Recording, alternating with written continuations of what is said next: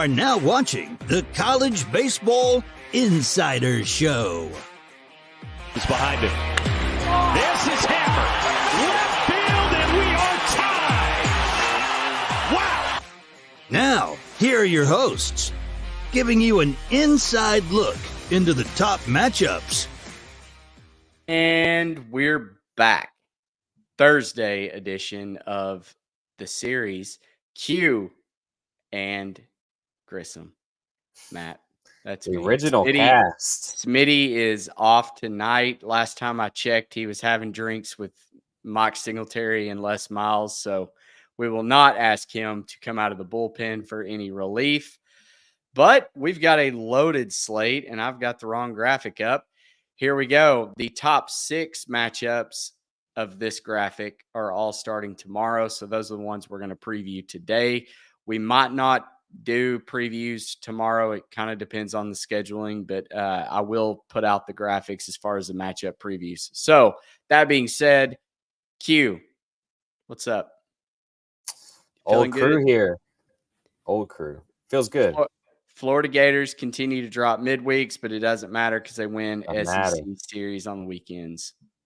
No, and it's funny. Baseball America just dropped their, I get what you want to call it, mid-season projections, I guess, and they still have them as a top 16. So, little tidbit, since we may not do a show, the way they practice, they typically played Friday, Saturday, Sunday, would have Monday off, and play Tuesday, Wednesday. During SEC play, Sully drops that Wednesday game. So he is now essentially tired of his team losing midweeks. That kind of tells me that he cares a little bit, and the team just didn't. So now they will be practicing on Monday to get ready for the Tuesday game. I think if they continue their weekend dominance and they are able to right the ship on a few of these midweeks with him going public about it, I think they'll be just fine and could still snag a top 8 as long as they have a good SEC tournament. Baldy Locks said, need a guest appearance from Baldy Locks. Feel you. You're here. You're right That's there. It. What's up, fellas? Pumped for another awesome weekend, but one that's less drunk than last weekend. Agreed. That was insane. But, I mean, that's college baseball. It's going to happen. Let's put the liquor away and stick to Miller Lights this weekend. Yeah, let's just get the favorites home and doing what they're supposed to do. And starting off with one that should be really good, Duke versus Virginia, number 9 versus 11. Like, this is neck and neck, in my opinion. Virginia's played really well thus far, and Duke has too, but they've been underwhelming at moments. And I feel like this is where they could get right and get a big series win against Virginia. What do you think? Yeah, well, I'll start. McKay Blancos are guaranteed. The Sunday game is going to either be Jay Woolfolk or Kevin Jaxel. Last week it was Jaxel. He pitched really well, so I'm inclined to think it's him. But they have similar ERAs, similar Sierra, similar xFIP. So I think you're getting kind of the same guy, maybe just different number. Yeah, I agree. I think Virginia's offense has been way more consistent than Duke's. The problem has been the back end of the bullpen or the middle relief, where Duke has showed extreme dominance at the plate inconsistently, showed extreme dominance on the starting aspect, and then their bullpen has slightly been better than Virginia's. I do think Duke here is a little overpriced at -175. Normally with that, I probably would jump on Virginia, especially if Virginia was at home. But I agree. I think this is one of those weird series where you could argue Virginia is a better team or you could argue Duke's better team. It's a 50-50, but I think Duke gets right here. They've lost their last 2 ACC series. They really kind of dominated NC State last weekend until the 8th inning of 2 or 3 games. So I think Duke can kind of right the ship here at home and get 2 of 3 here. Shout out Ron. Thanks for tuning in.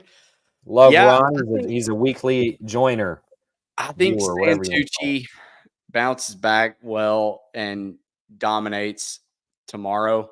Well, he went a no-no, and then I don't know what happened. I don't know. Well, somebody probably talked about it. Yeah. But, I mean, top to bottom, Duke is still a solid team. Their record may not reflect it at 18-7, 4-5 in conference play, but I still feel like they're one of the best teams in the ACC. And at the end of the season, we're going to look back and that's still going to be true. That means they've got to prove it, though. They've got to win a couple of crucial series, and I think they could get that started with the Cavs coming. Okay, Auburn coming off getting their first SEC win against Arkansas in Game 3. They go to College Station to take on Texas A&M Aggies.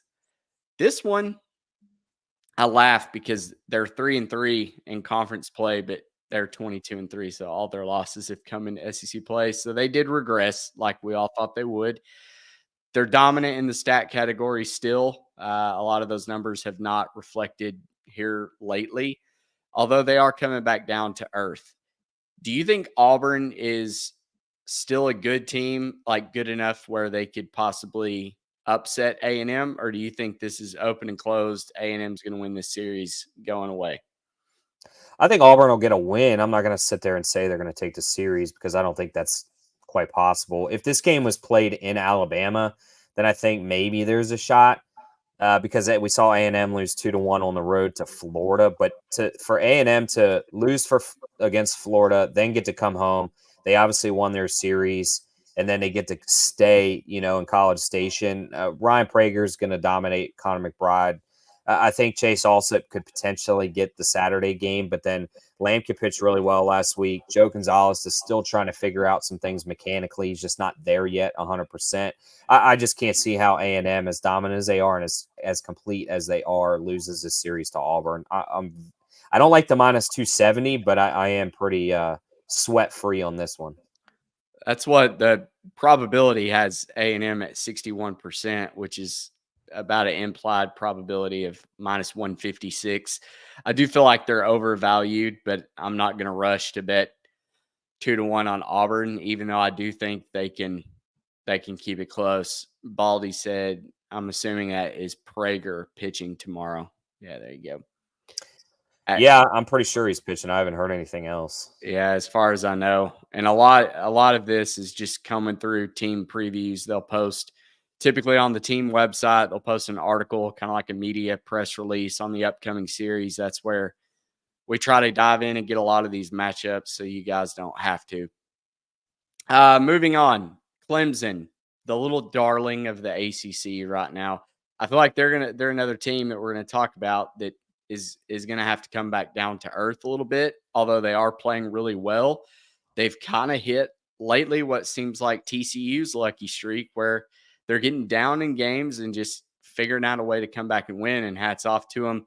I did notice they switched it up a little bit on the mound. No Austin Gordon. Aiden Knack is going to go game 3, and then there was another starting pitcher that has been Tristan Smith that is also out of the rotation. So not really sure what's going on with that, but he'll take on Gage Zeal on Friday night. These are confirmed. This was a coin flip as far as our probabilities went. I was really hoping you'd get a higher price on Miami because I thought Miami was one of those sneaky good teams that really step up when the competition's tough. I feel like Miami still could take this series. It's not going to surprise me, but at only getting plus 120, I'm not ready to fade the Clemson train right now. They're just rolling. I'm in agreement. If Miami was, maybe 145 or higher, I probably would have jumped on this. Man, this just has like the North Carolina-Miami series written all over it. Now, I'm not comparing North Carolina to Clemson because I think Clemson's far superior, but it's the same principle where, the better team had to travel down to Miami. Miami takes care of business the first 2 games. Gage Zeal's a great Friday night starter. He's not the flashiest, but he has good numbers. They're coming out of a cold South Bend, Indiana, where they lost the series. I think they kind of get right now at home, back to the warm weather, back to their vibes. And again, Clemson, they're 22-2. They're 5-1 in conference. I doubt they stay as a 2-loss team for the rest of the season. And I could see Miami getting 1, if not 2 here. What I kind of would like to happen is I'd like to see either Miami win outright in game 1 or Miami lose in blowout fashion to then maybe get a higher number on Saturday with Rafe Schlesinger pitching, because I think he's kind of like a sidearm 3/4 guy from the left-hand side, which makes it extremely tough, and he can throw some bats off there. So I think I will bet Miami in the series. I'm not sure if it's going to be Friday with the plus 120, but I do think they can win the series here. All right, moving on to real baseball. You've got the number 8 LSU Tigers, defending national champs, who have also not won an SEC series yet, taking on my number 1 Arkansas Razorbacks. Again, the consensus number 1, which really surprised me. I wouldn't have been upset at all had we been dethroned. I think Oregon State is playing really well, and you could make a strong case for Clemson and A&M as well. But it is what it is. We're number 1. As much of a bullseye, I feel like that's putting on our back.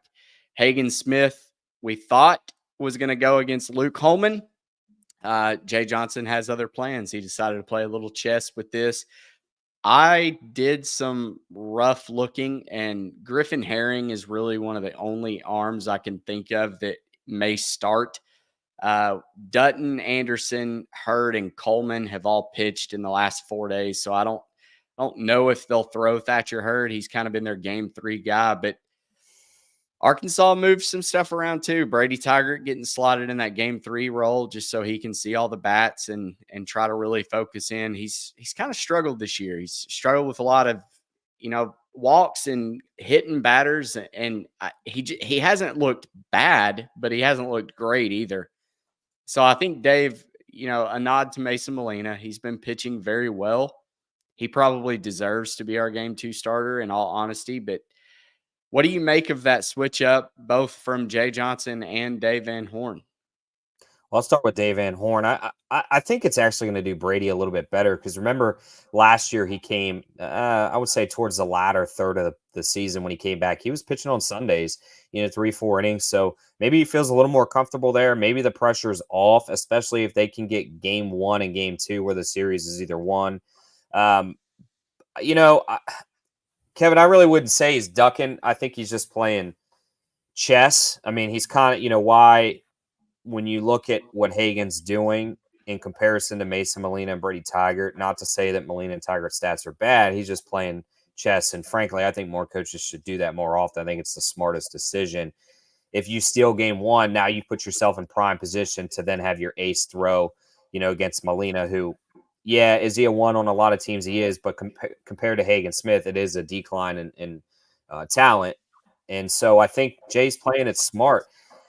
Again, we don't know who's going to pitch. It could be kind of an Ackenhausen, maybe open, then to a Griffin Herring, try to get him to, the 7th, 8th inning, and then give it to Gavin Guidry if you're in the game, or Herring throws and it's kind of a bullpen day or whatever. But I kind of like the move from a coaching aspect. It sucks because you don't get that Friday night ace aspect, but I still think Arkansas, even with the number 1 bullseye, LSU still hasn't won a series.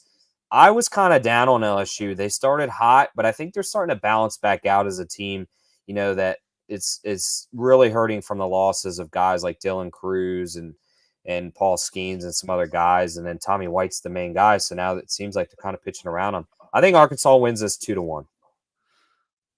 I don't know yet. I'm still thinking about it. We'll get to our SEC pick 'em in just a little bit, but I agree partly with that, Kevin. I do think it's smart because, like Kyle said, why waste an arm versus Smith? I would have loved to have seen Luke Holman versus Hagen Smith. I think it would have been must see TV. I mean, we beat Paul Skeens twice last year.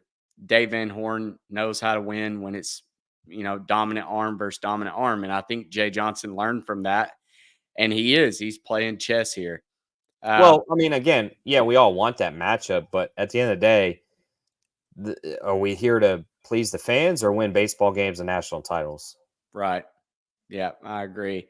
Should be able to play some unders here. We're struggling, unproven offenses. Yeah, I mean, granted, Arkansas has turned it on, but they've done it against Missouri and like UALR the other day. They won 11-0, had 4 home runs.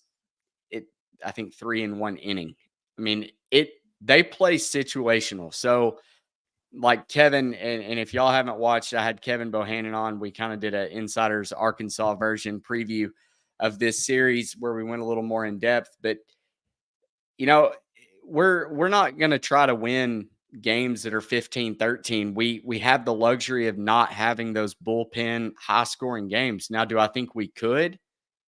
Possibly. I mean, we do a very good job of getting on base, and from being and seeing the teams of old that were so heavily reliant on home runs, like I would much rather have this approach. Yes, home runs are sexy, they're cool, they win you games, but at the end of the day, if you can get smart, long, good at bats, get on base, and then capitalize when you need to, that far outweighs your opportunity to win a game. This isn't for a natty, and both teams will host, give the people what they want. Hey, I get it. Kevin's going to I wanna die on see it. that hill. And I want to see it too. I'm not in disagreement with Kevin. I'm just saying from the coach's standpoint. But I want to see it as well. So, but look at what it costs you. I mean, Arkansas threw Hagen Smith and Hunter Holland, who started, versus Paul Skeens. Arkansas won game one, then lost the series because we burnt our two best arms. So if you burn Luke Holman and you still lose, now you've pretty much secured the fact that you're not going to win the series. And with LSU, like we've stated, they haven't won a series yet. They need a series win. This, in our opinion, puts them in the best position to do that. yeah, they're in trouble if they don't win the series. To go, let's just 3-6 to start. That's not good. All right. Next up, Coastal Carolina, UL Monroe. And the only real reason that I wanted to highlight this is Coastal Carolina seems to drop games that they really have no business dropping. And I wanted some justification on the stats, and I really couldn't find it. I'm not going to be surprised if UL Monroe wins this series, though, just out of the fact that it's baseball. But you look at Coastal Carolina, are they still high on your board? Like, is this a legit team that could make a deep run in the postseason? I think it depends on if they play at home, personally. I mean, if they play at home and they have the fan base and the kind of the breezy air there where they can hit into that jet stream, absolutely. If they have to travel somewhere, like it all depends on where they align in the bracket, in my opinion. Who do they match up against, from a regional standpoint to a super regional? Because they're a high flying hitting team, right? So like they rely heavily on home runs, but if they have to come to a park like Florida or a park like UVA's, like where it plays really big, maybe they don't hit those home runs. But if they play in a bandbox, kind of like Tennessee, and they can match Tennessee home run for home run, then they have a shot. So it really kind of depends on things outside of baseball per se. More dimensional and matchup wise, in my opinion. So I don't want to discredit Coastal Carolina because I think their pitching has actually held up better than maybe any of us have anticipated. You look at Meckley, Eichhoff, and O'Neal. I'll be honest, I thought they were going to have like 6 Sierras, and they're, all sub 6. O'Neal's got a little rough, but the other two were sub 4. I think it's better than what a lot of people anticipated for an unknown group who lost Liam Doyle, Teddy, the closer last year. So, like, I think they're actually performing on par offensively and slightly above par pitching wise. So Coastal just came off losing a series against Appalachian State, and I was looking at Appalachian State's numbers. They're pretty comparable to UL Monroe. I mean, they don't rake like Coastal does, but they also got in a lot of shootouts. I mean, they won the one game they won was 17-11. They lost 16-8 and then 9-8. So if UL Monroe can take advantage of some mediocre pitching, I would say, for Coastal Carolina, I feel like it's going to be a good series to watch. I can't write them off yet. Offense is too much some days. I'm assuming he's talking about Coastal. I think so, yeah. Yeah, I mean, with that offense, you look at it, I think they're right up there at the top in WRC plus. They capitalize on offense. I mean, there's no way around that. The pitching is and will always be my biggest question mark for this team because it's great that you can score a lot of runs, but if you're also giving them up, it's going to make it tough to win series. To close us out, we've got number 18, South Carolina, taking on number 16, Alabama. The projections have South Carolina as the should-be favorite here.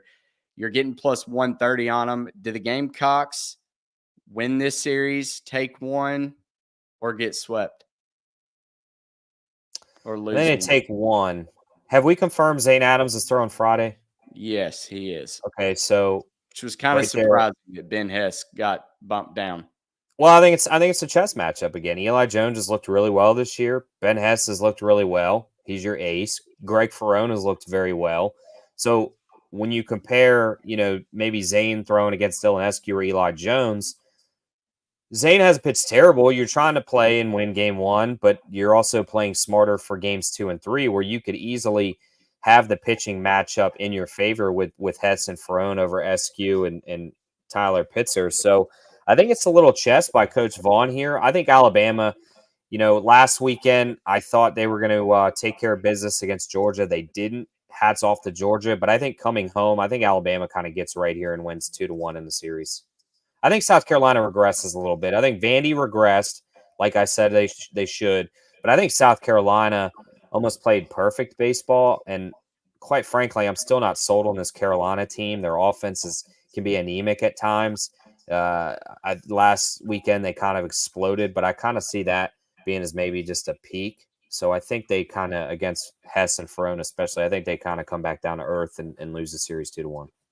Yeah, I hate to look at like being a spot better for teams, but they lose the series to Ole Miss. I felt like they would come back and win a series against Vanderbilt. They did. I didn't think they'd sweep them.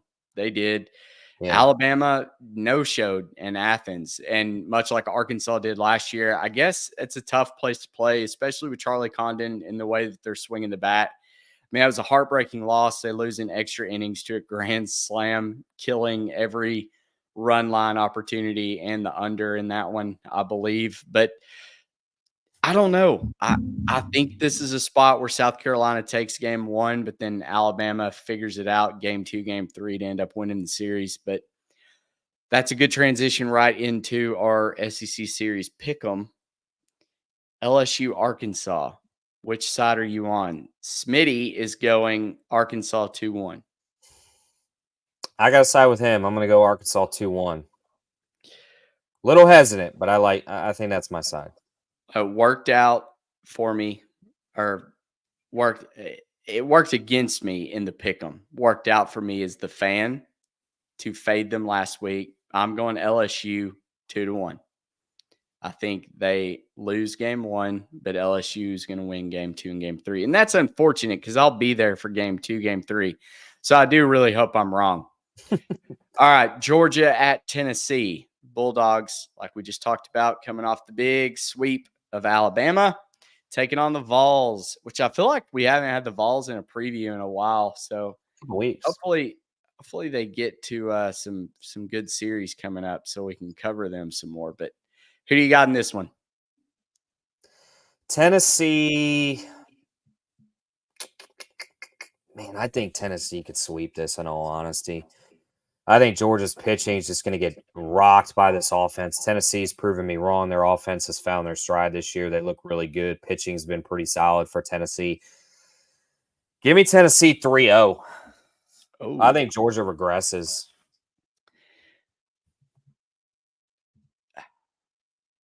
I'm going to go Tennessee 2-1. Smitty also went Tennessee 2-1. All right, Auburn, Texas A&M. Texas A&M 2-1. I'm going 2-1 as well. Smitty said 3-0.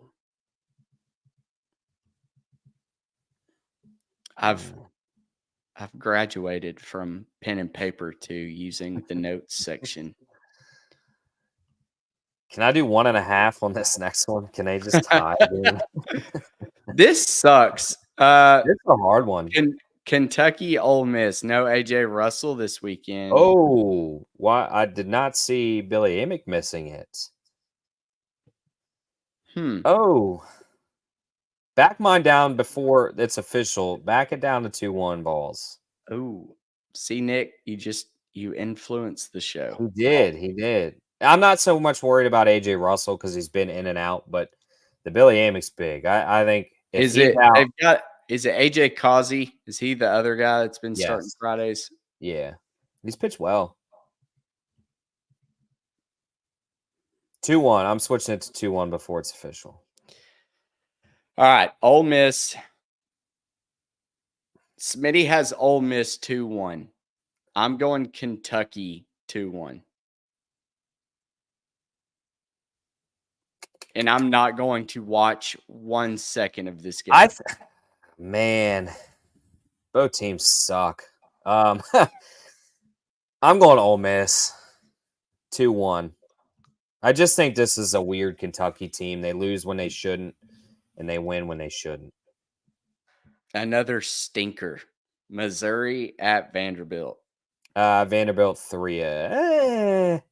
Vanderbilt 3-0. Missouri played really tough last weekend. I don't know if they could replicate that back-to-back weekends. I think Vanderbilt gets them. No, and I was so close to having that correct. They should have won the series in all honesty. I mean, they had so many opportunities. But I risked with Missouri, which was a bad choice. I'm going Vandy 3-0. I think they respond. And God bless the souls of the Missouri Tigers because they're going to respond, I feel like, in a big way. All right, South Carolina, Alabama. Alabama 2-1. Smitty has South Carolina 2-1.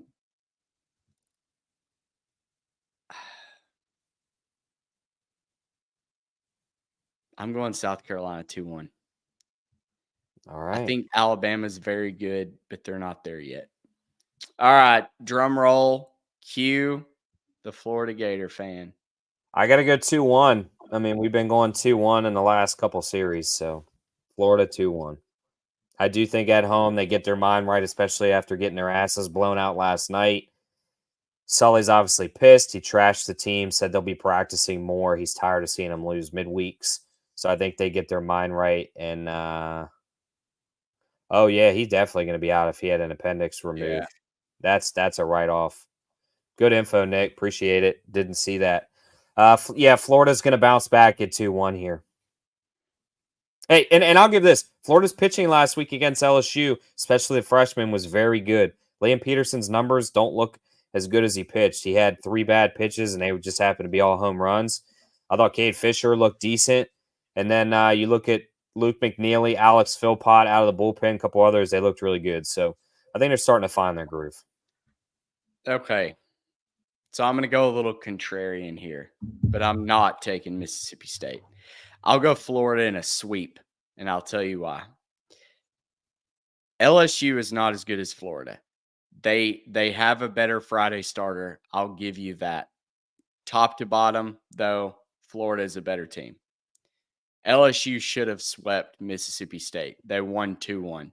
Their one loss being that 9-8 game. That was at home in Starkville. They lose the series to Texas A&M. I think Florida's better than A&M. At Condon Family Ballpark, Florida Gators sweep. You know which game I think Florida loses? Which one? I think they lose Sunday. With Jack? Yeah, I think he's going to regress. Dude, he's pitched so well. He's like the only elite pitcher that hasn't had a down game in college baseball. All right, rest of the board and your comments. Thoughts on Florida State, Louisville? I think Florida State probably wins 2-1. Florida State rolls. I think I could see a sweep. How have you, the Big 12, Texas, TCU have kind of been letdowns? What do you guys think of Kansas State? So, Texas, I said it. I'll just start with that. You can go TCU. Okay. Texas, I've said that from the preview. They're not going to be that great. And I think that's playing perfectly. And I think TCU is still a good team, but they're not great. They're still really young, and they were due for regression. I didn't expect them to regress this much, but now that I feel like the season we're like right in the middle of it. So I wouldn't They be did this surprised last if year they too, though. do what? They did this last year too. Started hot, Yeah. got cold, and then got really hot. Yeah. I think they need to pick it up. I can't remember who they have this weekend. They have Houston. Yeah. In I Fort think they Worth. at home. Yeah. They should be able to sweep this series and get back on the winning track. Texas is playing Kansas State. And I got to give them credit. They're doing it without Ty Neighbors. So they're, in my opinion, the assumption is they should get better when they get him back because it's not a season ending. But I can't tell if it's just because the Big 12 is that bad or because Kansas State's that good. Like, I'm still trying to figure that out. BYU and Kansas. Kansas has kind of been one of my favorite teams to back on Friday. I like Dutton, their ace. He's good. Nobody really watches Kansas baseball, which I don't blame you. They go to Provo though. I don't know with the altitude change, they may not they may not perform very well. I'm not going to be surprised if BYU takes 2 out of 1 or even sweeps them. BYU just had a pretty decent lead, if I'm not mistaken, Tuesday night and blew it, or Monday night. So they're kind of coming off a bad loss that they should have had. Maybe that influences a game.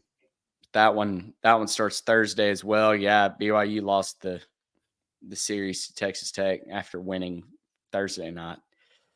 Okay, so real quick, we'll hit North Carolina, Wake Forest. Like I said, we don't have previews for them tonight. These games start Friday. And look, there's Tennessee right there. Well, do you want to just do a Friday during the day show? Yeah, we could. Then, like, we can do these 3 and then game 2s. Yeah, we if could you do want. All right, let's There just you do go. that. If that's what the fans want, Making plans on the fly. that's it. Dig it. Yeah, because Friday night I'll be in Fayetteville for the game. So Yeah, well, as long as we yeah, do Friday during the we'll day, do we'll an be good. earlier show. All right. Okay, guys, thank you for your comments. I love it. Keep tuning in and giving us your feedback. We'll always show your comment and talk about what you say. For Q and I, thank you guys for tuning in. We'll Like, see subscribe, share. We'll like. see you Friday. Yes, go subscribe to that YouTube. Hit that button. One more comment. Appreciate it. Thank you. We appreciate y'all. There is no college baseball insiders without you guys. And we're slowly but surely getting merch. We're gonna start putting in some orders and have a little bulk stack so we can start sending it out to our loyal fans. So thank you guys for tuning in. Until Friday. Cheers.